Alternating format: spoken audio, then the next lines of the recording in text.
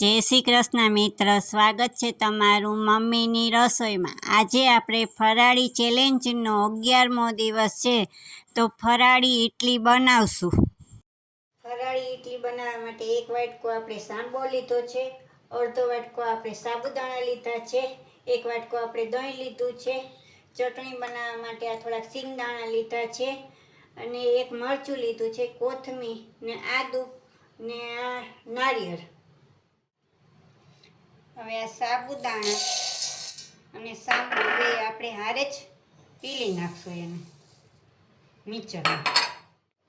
હવે આપણો આ સાંબો અને સાબુદાણા આપણે પીલી લીધા છે, એનો આવો પાવડર કરવાનો છે આપણે, બહુ ઝીણો નહીં કે બહુ જાડો નહીં, આવી રીતના આપણે રવો હોય ને એવો।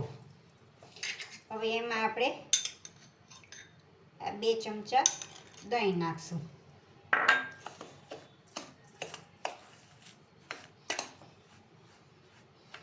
એક વાટકો અત્યારે પાણી લીધું છે, જોઈએ એટલું આપણે નાખશું।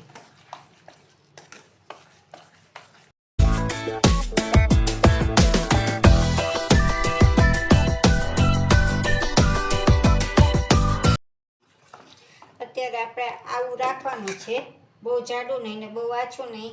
મેં 1 વાટકો પાણી લીધો તો મારે પોણો વાટકો જોયો। હવે જો એવું લાગશે કે પાછું આપણે આને 10 મિનિટ પલાળીને રાખશું ને સાંબો જો પાણી પીશે ને એવું લાગશે તો થોડુંક નાખવું પડશે। હવે આને આપણે 10-15 મિનિટ પલાળીને રહેવા દઈએ। હવે નારિયેળની ચટણી બનાવી લઈએ। આ સિંગદાણા નાખ્યા છે, આ ટોપરું નારિયેળ તમે તાજું લઈ શકો, આ છીણ લઈ શકો, ગમે એ। હવે આ 1 મરચું ને 1 આદુનો ટુકડો, પછી આ દહીં આપણે મોરું લીધું છે, દહીં,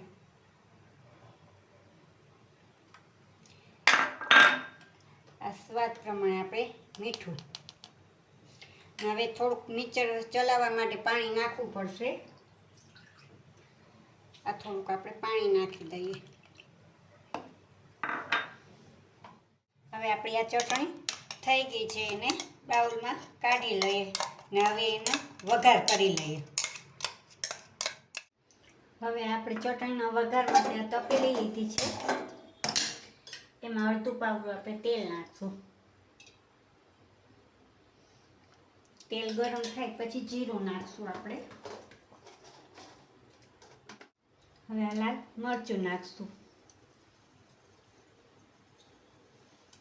હવે આ જીરું નાખશું, 6-7 લીમડા, મીઠા લીમડાના પાન નાખશું।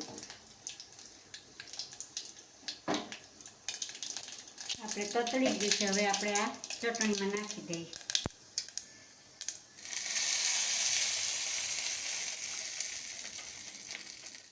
હવે આપણે ઇડલીનું બેટર જોઈ લઈએ।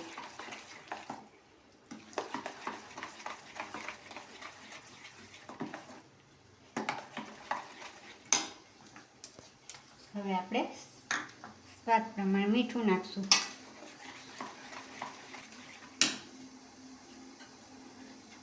થોડુંક આપણે તેલ નાખશું। આપણે પાણી પહેલેથી મૂકી જ દીધું, આનું પાણી પહેલેથી આપણે ઇડલીને મૂકી દેવાનું। હવે આપણે આ સ્ટીમરમાં તેલ લગાડીને પછી ઈનો નાખીએ, આમાં બધામાં આપણે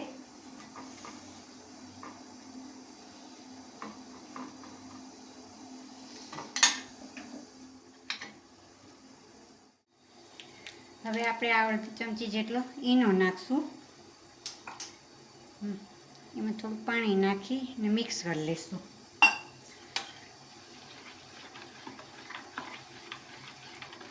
હવે આપણે આ તેલ લગાડ્યું હતું ભરી લઈશું।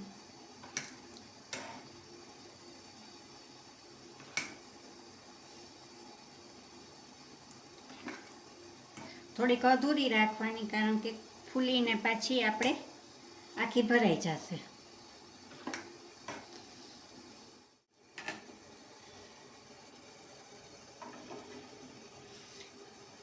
હવે આને આપણે 10 મિનિટ થવા દઈશું। હવે આપણે 10 મિનિટ થઈ ગઈ છે, જોઈ લઈએ. આપણી ઇડલી થઈ ગઈ છે. હવે આપણે ગેસ બંધ કરી દઈએ ને 5 મિનિટ એને ઠરવા દઈએ, પછી પ્લેટમાં કાઢી લઈએ. હવે તૈયાર છે આપણી ફરાળી ઇડલી.